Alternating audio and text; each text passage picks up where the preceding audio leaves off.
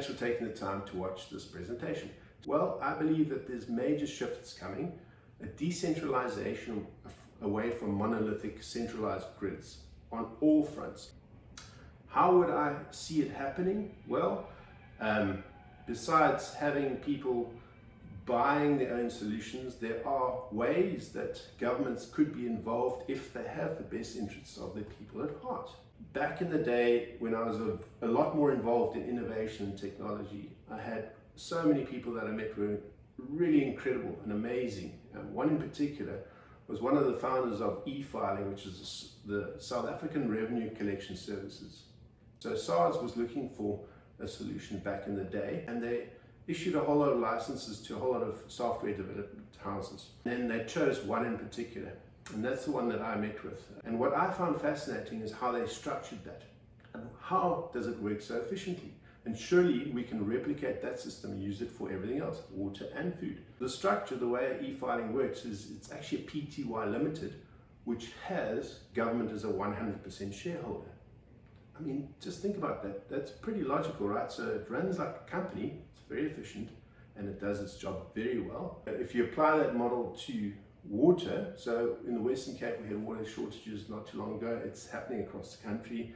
Everybody's having their turn now. It's a private company that can manufacture water tanks and then rolls it out for free to the people. And I say for free, they can get the money back via their rates bills or via their water payments. It's very easy to do and quite logical. So we remove the dependency where people can actually collect their own water and therefore be self-sufficient and not be at risk.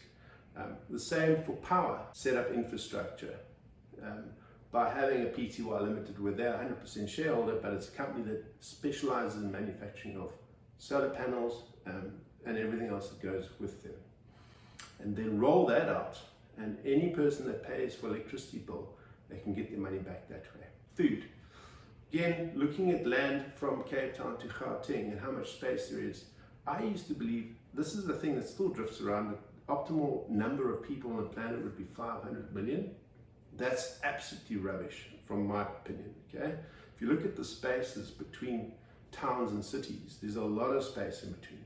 So if you decentralize people away from the cities, suddenly what you have is a lot of capacity, right? The nefarious toxic side is actually people living in the cities, because we are so removed from our natural environments that we're just relying on the central system again. As long as we have dependencies, that's where the problems come in. So moving everybody away from being dependent on water, food and electricity, permaculture as a solution is fantastic. If you haven't heard of permaculture, I would suggest go and Google it, have a look, see what's happening in that world. It's incredible. Monoculture is finished. It does not work. You cannot have, nature doesn't work like that, right? You go into forests, you see all the plants and how everything works in an ecosystem, and we're trying to grow one thing which gets nailed by all kinds of pests and diseases and whatever, and we have to now use all these chemicals and things that aren't healthy for us, and everything else, the water under the ground is getting contaminated. It's not a sustainable solution. So looking at a regenerative solution, go and Google, have a look at permaculture. So that's food. Decentralization on power, decentralization on water, and decentralization on food. We don't have to worry, especially the leaders of the country, that people are at risk and not actually being looked after. So I'm putting this out there, conversational piece, absolutely, debate, 100%, but as a solution, because we all have solutions to provide. Let's step up. We have such incredible stuff coming in the technology space. I've seen quite a few things in my spare time, and yeah, I'm very excited.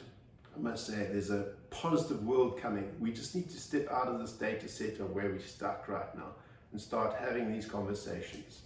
Thanks for watching. I really appreciate it. Have a fantastic day further.